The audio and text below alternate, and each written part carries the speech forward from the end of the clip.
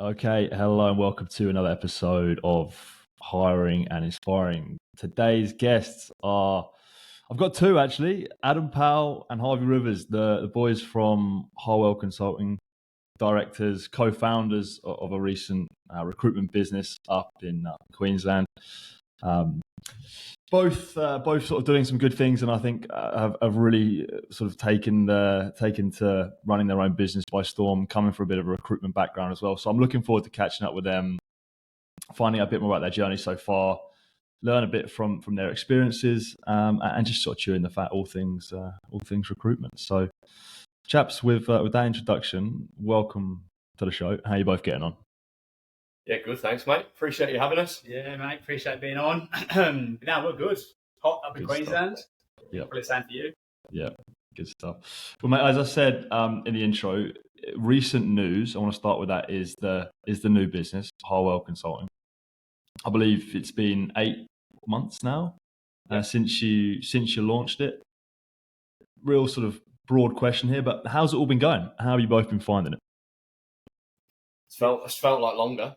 I think obviously going back from when we actually made the decision to do it, you're working with the guys to write everything into the back end and get everything set up before you launch, and then you're straight into launching, and it's been a whirlwind, really, isn't it, mate? Yeah. It's been a lifetime of a year, I'd say. Like, it's looking back, like even the doing the videos and stuff at the start, we just go, wow, like we've come on so much and we learned so much along the way about recruitment, but about business and even communication and relationships. Like, it's been a whirlwind of a year.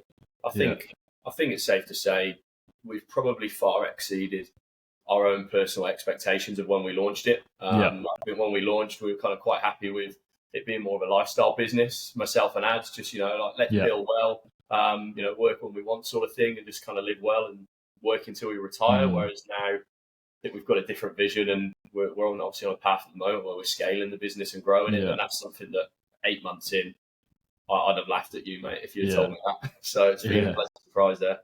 Amazing. We're going to get into a little bit, some of those lessons and those things you touched upon there, but maybe just actually kick off, give a little intro on what you're actually doing in the business. What type of roles are you recruiting for, all that kind of stuff? What actually is the sort of day-to-day? Yes, two sides of the business at the moment. I do the construction management recruitment, so that's commercial builders, resi, industrial, client side, PM firms, range of different roles in there. We do have kind of a labour hire division coming soon over the next few weeks, which is going to kind of link in quite closely with that. My clients and my candidates and clients will then be the clients for the labour hire team, and hopefully we can get the ball rolling there and get a bit of momentum. Yeah, and then my stuff's a bit different.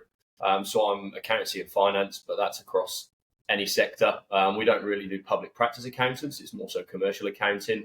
And that's anything, mate, from your small mum and dad businesses that are $5-10 million in turnover, right through to like global ASX listed companies that are worth $1 billion a year. So we've got a good spread, I'd say, across the couple of us. Yeah.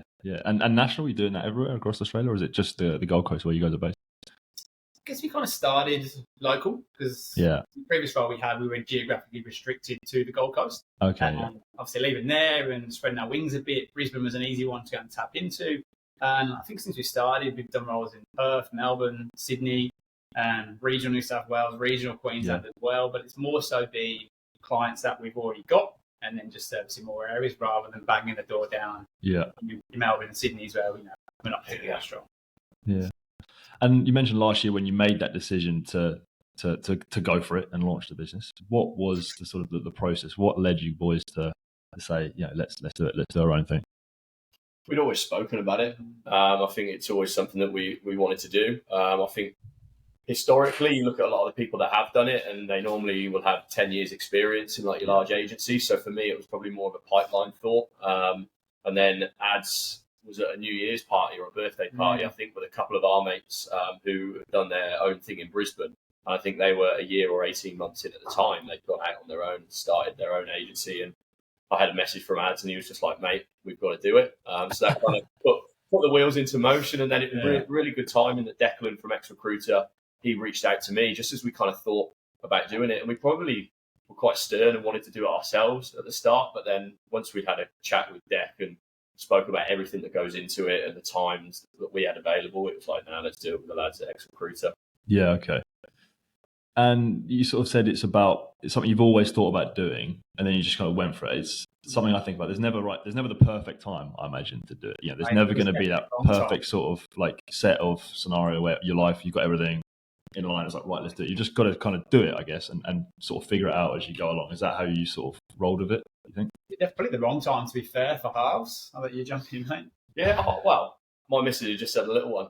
Okay, yeah, we just had our little girl, and obviously Britt, my partner, was going to be on maternity leave for a year, so I was the breadwinner of the family, and you know, interest rates flying up.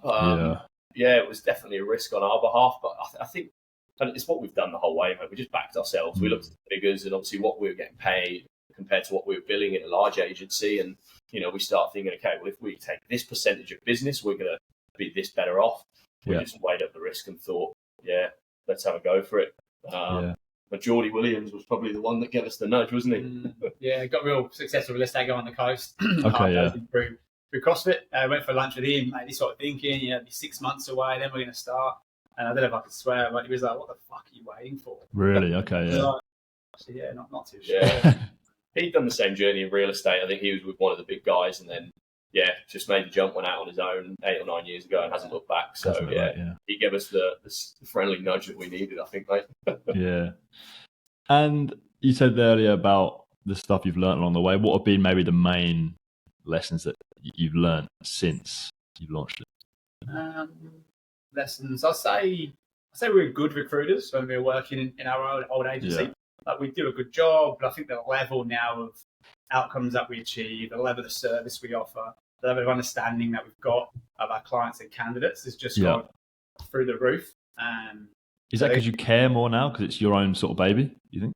Yeah, it's tough to use that word because I definitely did care before. Yeah. But I think now it is my baby, right? So whatever the impression of Harwell is a direct dig or praise or positive or negative of me and of Harvey. Whereas when you're at Hayes Recruitment, just because if they think Hayes is shit, that's not really affecting me. Or on the flip side of it, I think Hayes is great. That's not really translating and saying I'm great. But now it's black and white, where I'm good or bad. Yeah. It's been a massive learning curve. I think your places like your Hayes and your Randstad, your big globals, like great training system, a great program. I think anyone that wants to start in recruitment, that's probably your place to go. But then when we came out of it, and we've invested heavily in the guys at Swish, Ryan Tuckwood, who's a personal friend of ours, don't know if you've heard of them, and that's sales and communication training, and even rubbing shoulders with the guys like Declan and Blake and some of the other ex-recruiters partners. I think, as Ad said, you come out of Hayes and perhaps we feel like we were good recruiters, and I think we were. But then we feel like there's just been a new level unlocked. Like some of the way these guys operate, it's just been like, your mind's blown with the different level these guys are at. Well, that's cool. That's, I guess, some good humility on your part. You're coming in not being like, we know everything, right? We're not.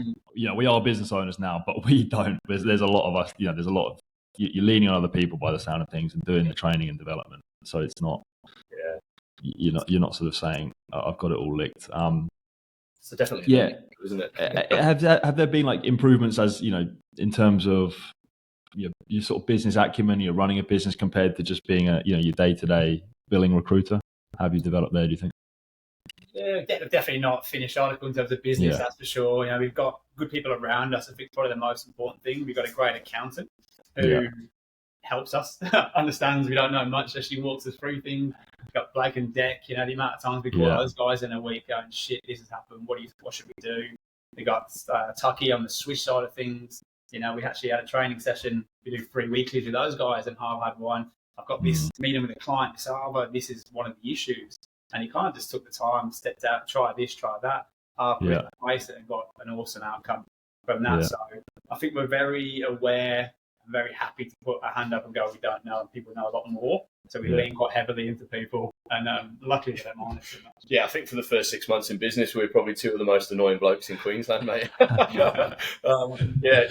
And that's what it is. We just I'm just not afraid to ask for help from people that we know have been there and done it in different areas. I think for me, kind of way you said, just being a billing recruiter in an agency like Hayes, where everything's done for you. There's a legal team, a HR team, admin, invoicing, accounts receivable, chasing it. Whereas now we have to do everything. That's all we do. Marketing from top to bottom. It's definitely an eye opener. I think it helps us understand probably our clients a bit more, because you understand what actually goes into the whole business.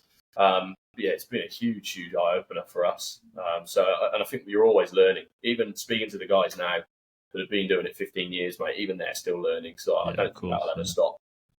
Yeah, I can imagine that's a real challenge that seems like you're relishing as well, like learning all the different, you mentioned the HR, the legal, the finance.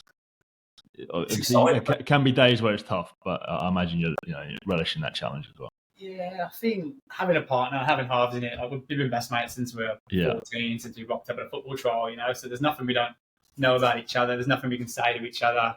We know each other so well, we can bat things off. So when we have shit days, we can bounce off each other. When we have good days, high five, you know what I mean?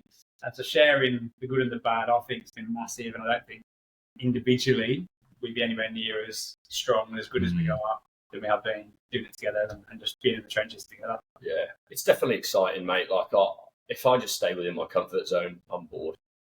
So I think taking on new things, like, we've had Chloe start as well. So starting to build out that team. And me personally, in recruitment, I've never managed anyone or managed a team. So even that, it's a massive learning curve. So it's definitely been exciting. Yeah.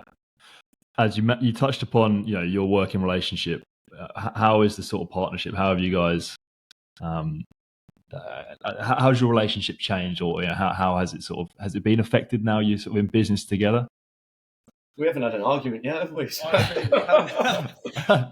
I don't reckon there's been more than 12 hours in the last 25 years that we haven't spoken. So we say back at the start, when we started Harwell, we would hang out on weekends together because we've got the same mates, and have beers, and we'd have football together. We were playing football together in the same team, and we're working together.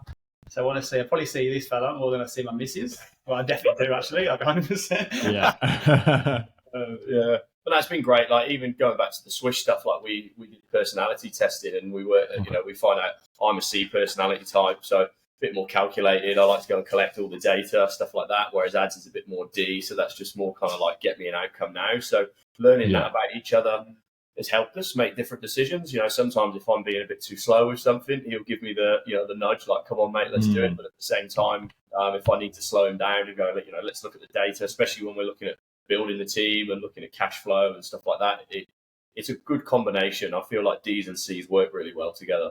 And that's not D for dickhead, that's D for dog. Yeah. I can see your eyes going, 100% D. Yeah, no, I got that. That partnership, and I think that teamwork sort of element to it is so important, I can imagine. Because if it was just one of you doing it, there'll be no one there to sort of celebrate the wins or, pick the other one up when there's been a loss. It must be so important that you can lean on each other for that. And I guess the fact that you've known each other for so long and been best mates for all that time really helps. Yeah, and financially as well. So we came out of the traps and had a great first month. Then I kind of dropped off for a couple. Whereas Harv's have been pretty consistent along the way. So if it was just a single person or doing it by yourself, the highs and lows are a lot more sharp. Whereas Harv's consistency on those first few months kind of kept us going, and then I pulled my head in, got back up to what I can do, and we've been fine ever since. But that was a big part of it as well, I think. Yeah, and even just keeping each other accountable, or even not dwelling on things like if a deal falls through or something.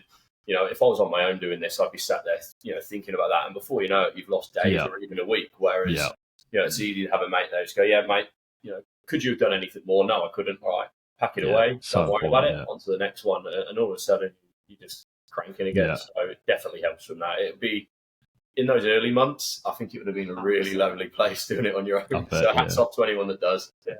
Yeah, so important. I know you're still both sort of relative newbies in this new venture, but if there was someone who was in your shoes maybe a year ago that was thinking about starting their own thing, starting their own recruitment business, what sort of words of wisdom would you give them? For me, you have to go and speak to Blake and Deck, ex-recruiter. Bit of a plug for those guys. Yeah, we're not on commission, that's right. But honestly, what's really important for us, and we started at a really high level. We were really pleased with the branding we had, the marketing, the system as well. So we started where we thought, great, we've got off to a good start. It's just been about maintaining that rather than have to build and improve along the way. So I think that was really important. Okay, yeah. Yeah. I think just anyone considering doing it, just sit down. And one thing I did, okay, looked at my billings for the last year, looked at my clients. Okay, how many of those are using me for me? How many of those guys are using me because of Hayes and the brand? Yeah. Obviously with those guys, it's big PSA contracts, and you look at the value that you believe is for you. And then I kind of worked out a 50% rule. I felt like it would be more that would come with me. Okay. But I guess from a risk perspective, I said, okay, if 50% come with me, are those figures enough for me to get by next year? And they were. As it happens, our billings from a large agency to now, we're on track to do, the same, if not more than last year. So, anyone thinking about it, just got to go and start the ball in motion as such. Yeah.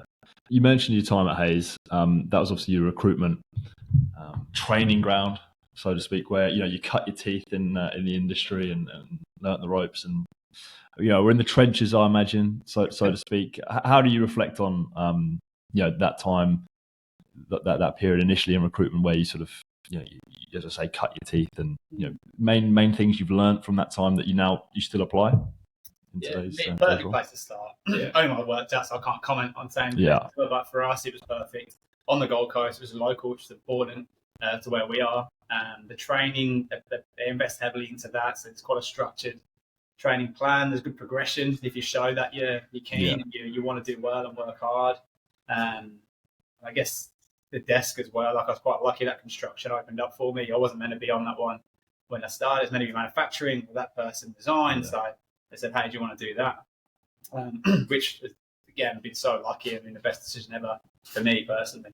Yeah. I think you've only got to walk into your local Hayes office, for example, and there's years and years and years of experience. It's obviously a model that's worked for years, and I think they drill it into you from day one.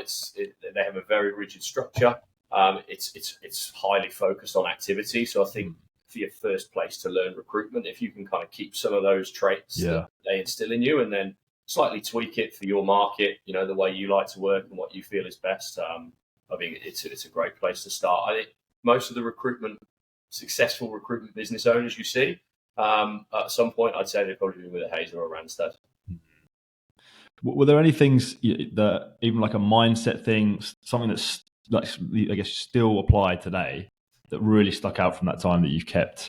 And I'll always do that, or it could be even a tactical thing, maybe from like a mentor or something in your Hayes days, or anything that stands out? Probably, and this wasn't always a positive at the time, but probably the importance of always doing BD, even if you think you've got plenty of jobs on. And a lot of times you've got heads thinking, I'd rather just source and fill these jobs, but it's kind of a bit of a non-negotiable every day. You do your 8 BD calls in the morning, which keeps the pipeline ticking over, keeps the BD muscle flex, so I keep reading on LinkedIn at the moment. So I think that's a good habit to get into, and one we've kind of continued on. Although it's more warmer relationship BD these days rather than banging on the door, just because we've been in the seat for a few more years now and we're a bit more known. Still just keeping that consistency, keeping the pipeline full is probably my takeaway. Yeah, I think we learnt that pretty quickly after having an absolute whopper for month one, and you take your foot off the gas, you think, easy, and then all of a sudden it falls off a cliff, and you're like scratching. Oh shit, we need to get a couple of new. And so it's good, but it's good to learn those things early on, and then it just kind of reminds you that it can change quite quickly, so it keeps you honest. Yeah, for sure. As you mentioned there about you sort of feel like you're known a little bit now in your industry, and it was a post of yours that caught my eye. I can't remember, maybe a couple of months back. I think you'd had a call with someone, a client or a candidate, I can't remember, and you felt like you had brought a lot of value to that conversation, because you were sort of quite, you knew a few mutual people, you knew what was going on in their industry. You felt like that it was maybe a turning point where you are now actually known in my particular space. I'm not just calling up this person and taking from them, whether that be just asking them questions, you were bringing something to the table as well. This is maybe for like a newbie recruiter or someone. How important is that, do you feel, to really get known in your particular industry and become that sort of known person of influence? I think it's massive. There's only so many hours in a day. There's only so many outbound calls and outbound emails you can fire across. I think the real turning point in your career goes when you're doing your outbound, but then you've got a bit of inbound as well. You've got people referring you on, guys saying, hey, I spoke to old mate down the road, he said to give you a call. I think that's when your levels of activity can really go through the roof, because you've got more than one stream to find a candidate or find a job, I'd say. I think that's when the belief switches as well. Like I remember when I started out in recruitment and in the finance space, like the first 12, 18 months, you just feel like, you're just knocking on doors, keep going sort of thing. And when people start to come to you, and even CFOs that one day I'll be like, oh, wow, I'd love to work with them one day. They come to you and they're asking for advice on their resume. Yeah. Like, oh, wow, okay. I've built a relationship where I'm now valued in this industry. So that's a big turning point just for self-belief, I think. Yeah. I think a lot of recruiters make that mistake early on. They put everyone on a pedestal way above them.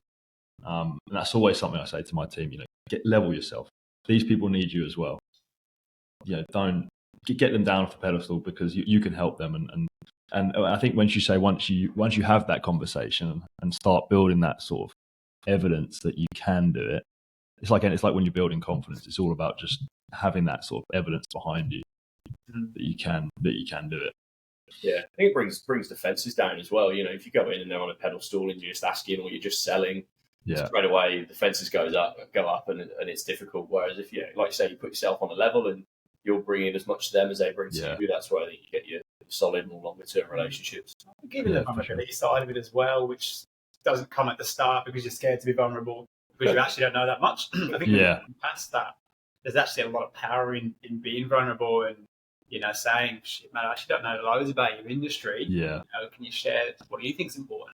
I think that's really powerful, because at the end of the day, people are just people. 90% of people aren't knobheads. Most people just want to do a good job for wherever they work, their own business. Yeah. People are who want to be helped and go home at the end of the day. So I think as long as you can show that you're human, that you don't have all the answers, a lot of people out there will give you the time of day and will give you the benefit of the day as well. Yeah. Mate, great point. Another one of your posts which caught my eye recently, it was about sort of how I think you react to certain, well, it's more like hang on, I'll pull up. We cannot choose us external circumstances, but we can choose how we respond. I think, what you just said there about, it was about maybe when you said about you maybe lose a deal or something, how you sort of respond and get up is really important in your role. Why would you sort of recommend using that mindset? Because everything shit just happens, doesn't it? A job that you think's nailed on, the client changes mind, same for the candidate. There's so many variables in recruitment. And even the best recruiter in the world, you can't control every single one every single time. So things are going to go wrong. I think Pars mentioned it earlier. One thing we're really good at is going, what could you have done? And if you go, shit, well, not much. All right, on to the next. That's just one for the numbers. We move on. If there is obviously things you could have done, then we'll work on it and we'll work it out and we'll reflect on it. But I think, there's so much, even in life as well, outside of recruitment, there's so much that goes on, and you can either carry it around with you, or you can just let it go and move on to the next. And I've got a bit of a shit memory, which is good, because I actually forget about half the bad shit that happens. So I'm like, things are all right, things are a bit rosy. I think you can carry it with you as well. I think, your next 10 phone calls or your next few days, if you don't let it go, I think subconsciously you don't realise it, but I definitely think your clients and your candidates will hear that in your voice or your body language. So I think it's important to drop it and move on.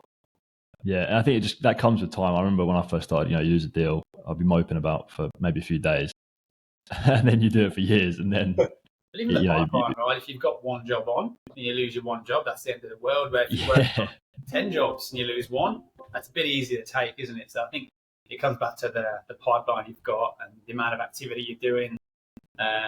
It softens the blow a bit where it's not, am I eating caviar or beans on toast the next 4 weeks? You know what I mean? It's not work. Nice. And the next one, this is actually me picking your brains a little bit here. You've been pushing quite a bit of video content, I've noticed, on LinkedIn. How's that all been going? How have you been enjoying that? And any sort of tangible results from doing that over the last little bit? Yeah, it's definitely helped. We probably haven't dug into the stats exactly. It doesn't take a genius. You go on your LinkedIn activity and your impressions and your profile views. They did go through the roof. So I guess there is stats from that side of things. But Yeah, it's been really good. I think it keeps us accountable. I think it's built a brand that looks legit, which has been massive in the early stages of business, to the point where we've had recruiters approach us to work for us. And these aren't guys that are 1 or 2 years in the seat. These are people with 20 years experience, ex-directors, recruitment companies that want to come and work for us. So again, that's just kind of been that next stage of belief, I think. But it just keeps you front of mind. I look at it as a free BD tool at times. Yeah. You know, all your kind of clients you connected with on LinkedIn, I don't need to call you, but you're scrolling through your LinkedIn every day, and you see in my face, you're probably sick of it. But you know, if one of your finance team resigns, I'd like to think I'll be one of the first people you think of. Yeah, that putting the face to the names actually is massive. Really, really good point there, mate. You talk about, you know, growing the team. I think you just hired someone, right? Yeah. What does the future sort of hold for Harwell? So we've got, I'd say 3.5 at the moment. We've got 3 with another one in the next few weeks. So we'll be coming on board, which is exciting.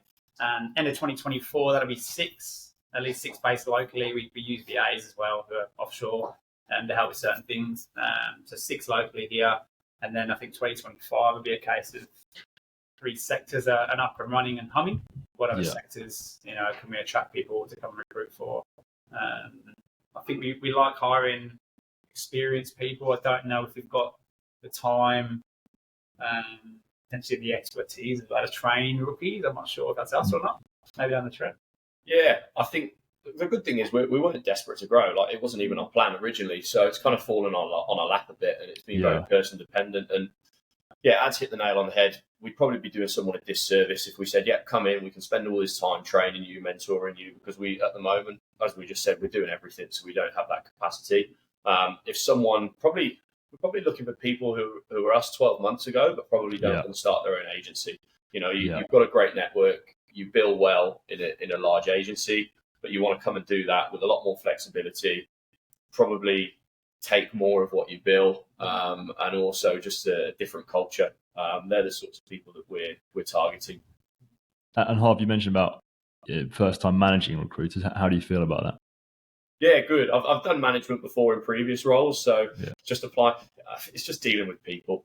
You know, as we said, we don't necessarily have to coach or train people. Recruitment, Chloe, who we brought her in for a reason. She's a gun. So same with the other person who's joining, like they're absolute guns. So it's just more so, I'd like to say leadership rather than management. If we lead from the front and do the right thing, we feel that they're going to give us the best. Obviously, we set internal goals, but it's more so around outcomes that they want to achieve. It's not like you must do X amount of calls a day or a week. It's more outcome focused, and they're set as a team, not us setting them for them. So we keep in with them as well. Yeah, and this is, I imagine, a long-term thing for you guys, but do you feel like you've found your thing? You know, this is your career for the next 5, 10, 15, whatever years. I know we don't have a crystal ball. It's hard to predict that kind of stuff, but do you feel like that's what you're on? Yeah, I'm obsessed with it, I've got even the merch that we wear. I've got hats. I got wine made up. Like, honestly, I'm absolutely obsessed with the business, and the brand's probably the wrong word, but we've got plans to do different things in later life as well, which is going to come from building a really good recruitment business first and foremost, and especially for the short, medium term. But yeah, I'm obsessed with it. Yeah, we just love it, and I think clients and candidates can tell that. They feel the energy, they feel that we care, and I think that's why a lot of people are choosing to work with us. And that's what we've said. We need to keep. We're just trying to have fun with it. Even the videos, we take the mick out of each other when it takes 50 takes. Even things like this, we just try and enjoy it. And I think as long as we keep enjoying it, keep having fun for us and our staff, mate, I think we're pretty happy there. Do you think there'll be a challenge to sort of keep that excitement and enjoyment there, because it is still pretty new and fresh? Mm-hmm. Is that something you thought about? No, I've got happy chappies anyway. Like, I'm always pretty excited, and I think because it's our own baby. Yeah, the levels are always up, and there's always another ceiling to go through. Like at the moment, with the growth towards the end of the year, our targets are now way bigger and way better. We've got this office that's just been kitted out, so that was a massive goal which we've ticked off. So there's always going to be something bigger and better. I think is it there to strive for and aim for and keep us going. And generally, I just love the job. Like, I know it sounds a bit wanky, but I genuinely love working with good clients and getting good outcomes or good candidates. getting them a great job, but that's enough to keep me going every day, to be fair. We're both quite driven. It's probably a downfall at times. We're never happy with where we're at. So sometimes we probably say we do need to sit back and reflect and give ourselves a pat on the back. But that's why I think we'll keep moving forward. Is that okay? Right, brilliant. We've got this office, but we're thinking by the end of this year we'll be at 6 people. And we're like, okay, shit, that office is full. So we're going to need to potentially upsize. So we're just always looking for that next step, which is for me how I think it stays exciting, keeps us motivated. Yeah, of course. And my final question, it kind of ties in with that, and it's more about kind of why you do it, like why you get out of bed and work so hard and do what you do. It's around, I guess, the idea of success. Like what does success mean to you both? And that can be personally, with the business, the idea of it, what does it mean to you both? Yeah, I think in recruitment, like it's a bit cliche, but when you speak to someone, you've placed them and you've got them a 20, 30, 40K pay rise and they say, mate, you've literally changed mine and my family's lives. It's like, wow, what a great feeling that is.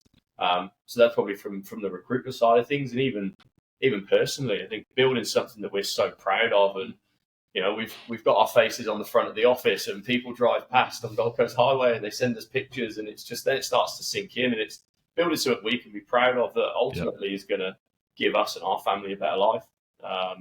That's the big things for me. And as long as we're having fun whilst we're doing it, mate, it's going well. It's a success. Yeah. I think financial freedom is a big one. And I think that's a level. I don't think the more you make, you don't get any better. I think as soon as you can have choices in your life and help the people you care about and help friends around you and give other people opportunities, like Chloe and the other chap we've got coming on, we want to see them succeed and hit their life goals and financial goals, whatever that is as well. So we've got a vehicle to help other people. I think that's probably one of the biggest accomplishments you can have, really. Absolutely. Boys, love it. Thank you very much, Ads, Harv. Appreciate you both coming on the show, sharing about everything you're doing. You guys are doing some great stuff, and really enjoyed hearing about that. And I think anyone who works in recruitment, business owners looking to start their own thing, they listen to that. I'm sure they'll get pumped up and can learn something from you both. So, check them both out. Harwell Consulting both. Really appreciate you both coming on. Thanks for your time. Thanks for having us, mate. Mate, appreciate it. All good. Talk soon. See you, mate.